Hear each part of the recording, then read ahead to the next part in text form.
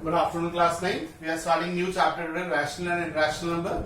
It is being given in the syllabus of St. Paul's. So one student has requested me, so please start this chapter. So today we are starting rational and irrational number. यहाँ पर इस chapter में हम लोग number system के बारे में सबसे पहले पढ़ते हैं और ये नंबर्स जितने भी आज हम लोग पढ़ेंगे ये आप लोगों की नींव है आगे के 12th स्टैंडर्ड तक या बियॉन्ड उसके बाद भी अगर आप आगे एमबीए की तैयारी भी करते हैं तब भी आपको आज की क्लास में पढ़ाए गए नंबर्स काम में आएंगे। तो सबसे पहले आप लोग रजिस्टर बनाइए, प्रॉपर नोट्स बनाइए, यानी कि आप लोग अपने हाथ से इन नंबर्स की डेफिनेशन जो मैं आज आपको समझाऊंगा वो लिखिएगा। बहुत ही अच्छे तरीके से इस चैप्टर में समझाने वाला हूं क्योंकि इस चैप्टर की इंपॉर्टेंस मैं अच्छे तरीके से समझता हूं, ठीक है। और आप लोग भी ये समझ लीजिए कि जब तक आप मैथ्स पढ़ेंगे तब तक आपको इन नंबर्स का सामना करना ही पड़ेगा। तो रजिस्टर और नोट्स बनाना स्टार्ट कर दीजिएगा अगर अभी तक नहीं किया है तो। आइए, नंबर ट्री क्या होता है। नंबर ट्री में हम लोग सबसे पहले दो नंबर्स पढ़ते हैं, इमेजिनरी नंबर और रियल नंबर्स। इमेजिनरी नंबर्स क्या होते हैं उसकी बात करते हैं। ध्यान से सुनिएगा, बहुत अच्छे तरीके से समझ में आएगा अगर आप मेरा वीडियो लेक्चर आज ध्यान से देखेंगे तो इमेजिनरी नंबर्स क्या होते हैं। अगर कोई नंबर नेगेटिव में है और वो स्क्वायर रूट के अंदर है, नेगेटिव है और स्क्वायर रूट के अंदर है तो वो इमेजिनरी नंबर होता है। सिंपल तरीके से समझा रहा हूं, बस इतनी सी डेफिनेशन है। तो ये नंबर इमेजिनरी है। अगर हम -2 को अंडर रूट के अंदर लिखते हैं तो इमेजिनरी है। अगर हम इस तरीके से लिखेंगे तो ये इमेजिनरी नहीं है क्योंकि माइनस अंडर रूट के बाहर है। ओके, तो माइनस का अंडर रूट 3 इमेजिनरी है, माइनस का अंडर रूट 4 इमेजिनरी है, अंडर रूट -5 इमेजिनरी है, under root -6। So all those numbers जो अंडर रूट के अंदर नेगेटिव होते हैं उन्हें इमेजिनरी नंबर्स कहते हैं। अब बात आती है रियल नंबर्स क्या होते हैं। तो जो नंबर इमेजिनरी नहीं है वो रियल नंबर्स हैं। इस पर्टिकुलर चैप्टर में क्लास 9th है, छोटी क्लास है, हम लोग सिर्फ रियल नंबर्स की बात करेंगे, ठीक है। तो मैंने इमेजिनरी नंबर आपको समझा दिया, अब बात करते हैं रियल नंबर्स की। तो मैं इसे रब कर रहा हूं और रियल नंबर्स पर आता हूं। देखिए रियल नंबर्स क्या होते हैं। जैसा कि मैंने बताया कि जो नंबर इमेजिनरी नहीं है वो रियल है। इसका मतलब है कि दुनिया के सारे नंबर्स रियल हैं, उनको छोड़ के जो अंडर रूट के अंदर नेगेटिव है। ओके, तो रियल नंबर्स को हम लोग कैटेगराइज करते हैं सबसे पहले दो पार्ट्स में, और वो दो पार्ट्स हैं रैशनल नंबर जो कि इस चैप्टर का नाम भी है रैशनल नंबर्स, और सेकंड है इरैशनल नंबर्स। तो रियल नंबर्स को हमने दो पार्ट्स में ब्रेक करा, रैशनल नंबर्स और इरैशनल नंबर्स। तो पहले इरैशनल समझा लेते हैं, ठीक है, इन शॉर्ट। अभी ब्रीफ में जैसे जैसे चैप्टर बढ़ेगा और डिटेल में इरैशनल नंबर और रैशनल नंबर भी समझाए जाएंगे, ठीक है। तो इरैशनल नंबर्स होते हैं जैसे under root 2, under root 3, under root 5, जिनकी एग्जैक्ट वैल्यू नहीं निकल सकती और जो अंडर रूट में होते हैं they are irrational numbers. Under root 4 irrational number नहीं है क्योंकि अंडर रूट 4 की एग्जैक्ट वैल्यू निकल सकती है विच इज 2 ±2। ओके, अब रैशनल नंबर्स क्या है। रैशनल नंबर्स कुछ एग्जांपल लिख देते हैं जैसे 0, 1, -1, -2/3, 2/3, 4/9, ठीक है, ये सारे रैशनल नंबर्स हैं, ठीक है। चलिए आगे बढ़ते हैं बेटा। ये बिल्कुल मत सोचिएगा कि रैशनल नंबर्स खत्म हो गया, इरैशनल नंबर्स खत्म हो गया। रैशनल नंबर्स के बारे में मैं आपको इतना समझाऊंगा कि बिलीव करिए कि शायद ही कोई टीचर होगा जो रैशनल नंबर्स को इतना डिस्क्राइब कर पाएगा। लेकिन हर चीज का एक पर्टिकुलर टाइम होता है, सही समय पर चीजें समझाई जाए तो स्टूडेंट्स के समझ में भी आएंगी वो, ठीक है। तो अभी मैं रैशनल नंबर्स के बारे में पूरी मतलब आपको रामायण गा दूं तो आपको ना तो अच्छा लगेगा ना समझ में आएगा। ओके, तो मैं टाइम टू टाइम जब रैशनल नंबर्स आएंगे तब आपको और डिटेल में समझाऊंगा। उससे पहले हम बात करते हैं नेचुरल नंबर्स की। तो नेचुरल नंबर के सेट को कैपिटल N से डिनोट करते हैं। नेचुरल नंबर्स क्या होते हैं, 1, 2, 3, 4, 5, 6, 7, ये नेचुरल नंबर्स होते हैं, ठीक है। नॉन डेसिमल होने चाहिए, फ्रैक्शन नहीं होने चाहिए। इसके बाद आते हैं होल नंबर्स पर।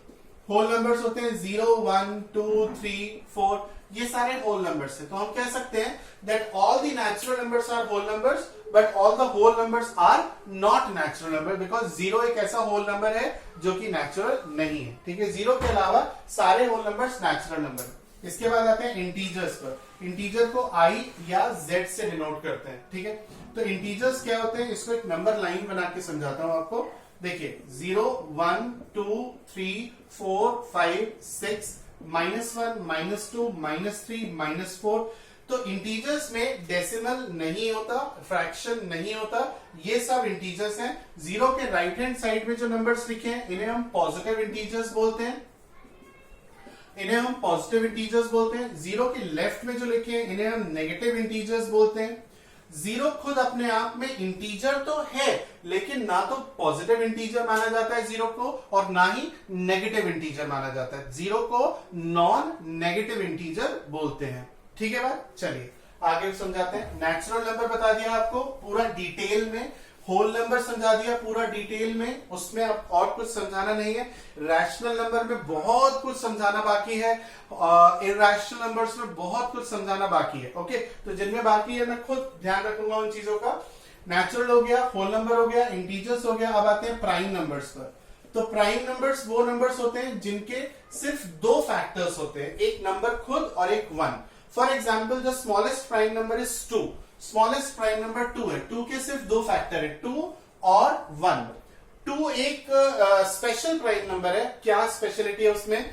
2 एक इकलौता प्राइम नंबर है जो इवन होने के साथ साथ प्राइम है। इसके अलावा दुनिया के जितने भी प्राइम नंबर है वो सब ऑड है, वो सब ऑड है। यानी अगर कोई आपसे पूछे कि मुझे 2 इवन प्राइम बताओ तो आप कहेंगे पॉसिबल ही नहीं है। दुनिया में सिर्फ एक इवन नंबर है जो प्राइम है, वो है 2। इसके अलावा सैकड़ों करोड़ों प्राइम नंबर है और वो सब के सब ऑड है, वो सब के सब ऑड है, याद रखिएगा। ठीक है, तो 2 प्राइम नंबर है, सबसे छोटा प्राइम नंबर है, इवन प्राइम नंबर है, तो ये इसकी दो स्पेशल प्रॉपर्टीज हैं। इसके बाद 3 प्राइम नंबर है, 5 प्राइम नंबर है, 7 प्राइम नंबर है, 11 प्राइम नंबर है, 13 प्राइम नंबर है, एंड सो ऑन। ठीक है ना भाई, ये प्राइम नंबर्स होते हैं। नेक्स्ट आते हैं कॉम्पोजिट नंबर्स पर। कौन से नंबर्स? Composite numbers. तो कॉम्पोजिट नंबर्स क्या होते हैं जरा समझिए।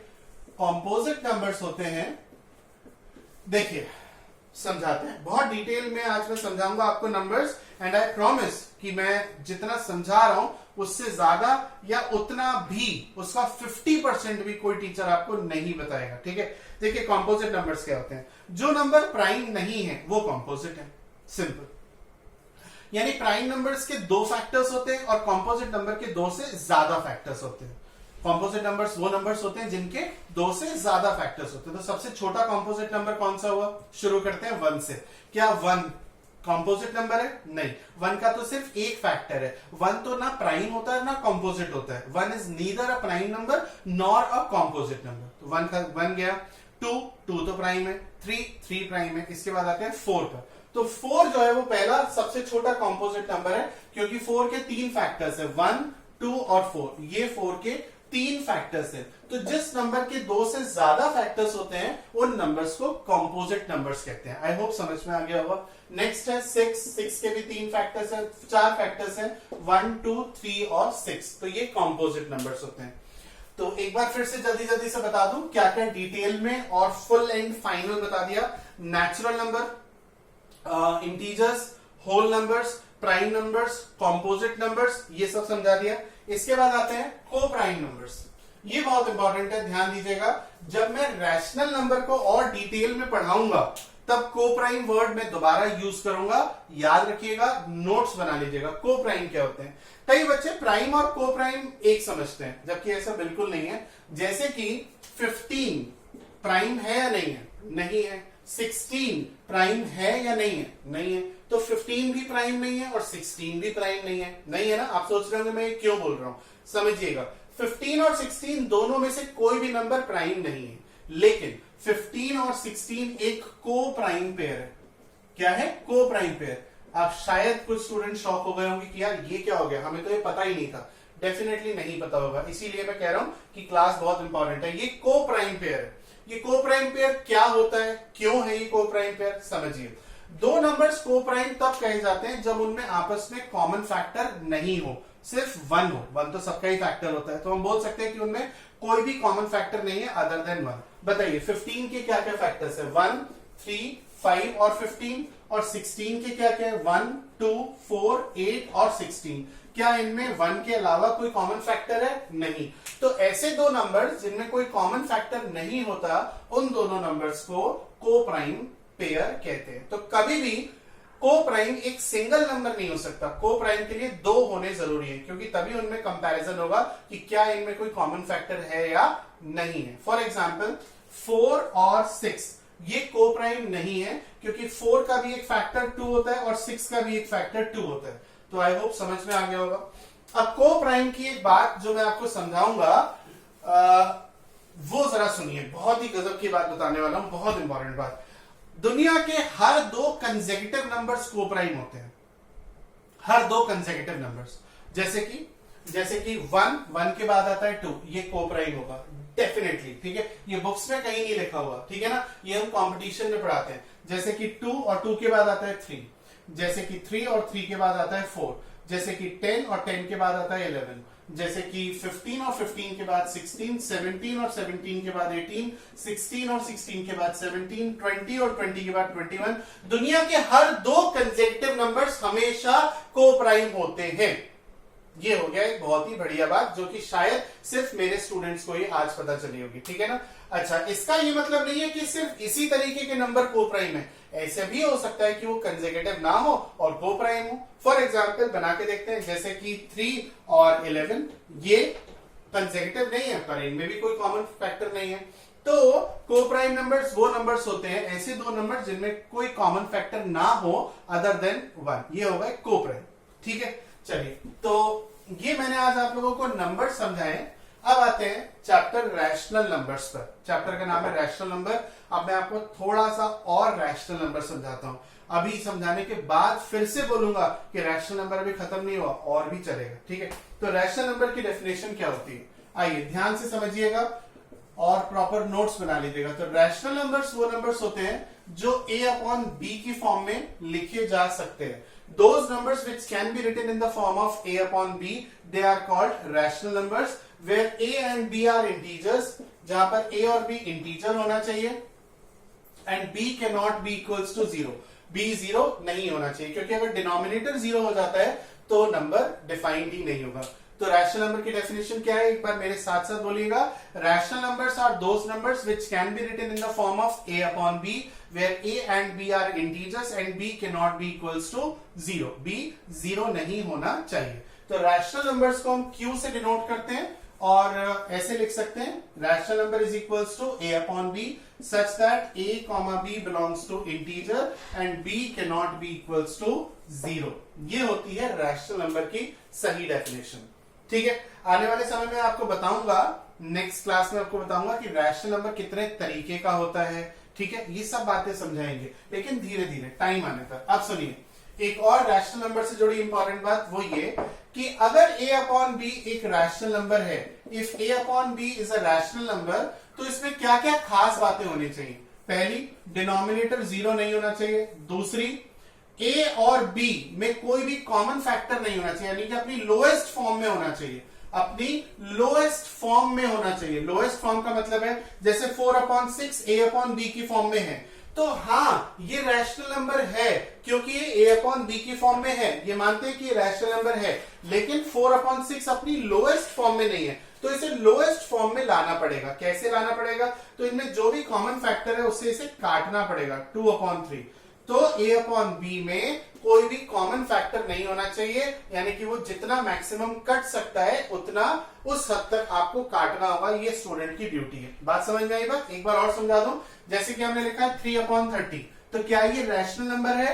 Yes, it is a rational number because it is written in the form of a/b। लेकिन इसमें कमी है। कमी क्या है कि यार इसमें कॉमन फैक्टर है, 3 से भी काटना बाकी है, तो जब तक काटना बाकी होगा तब तक काटना पड़ेगा, ये नियम कहता है। ओके, तो पहला रूल है कि b 0 नहीं होना चाहिए, और दूसरा है कि a/b अपनी लोएस्ट फॉर्म में होना चाहिए, और तीसरा रूल ये है कि जो डिनोमिनेटर है वो पॉजिटिव लिखना है हमेशा, डिनोमिनेटर कभी नेगेटिव नहीं लिखना। ये सिर्फ इस चैप्टर के लिए नहीं बल्कि एंटायर मैथ्स के लिए ध्यान रखिएगा कि कभी भी फ्रैक्शन में डिनोमिनेटर में नेगेटिव साइन नहीं आता है, नहीं आता है, ठीक है, याद रखिएगा। पूरी entire maths 9th class, 10th class, 11th class, 12th class अगर बीटेक करते हैं तो हमेशा ध्यान रखिएगा कि डिनोमिनेटर में नेगेटिव नहीं है। फॉर एग्जांपल अगर कोई नंबर लिखा है 5/-6, तो आप क्या करेंगे, आप इसका माइनस साइन हटा करके ऐसे लिख देंगे -5/6, यानी denominator is positive, denominator has to be positive.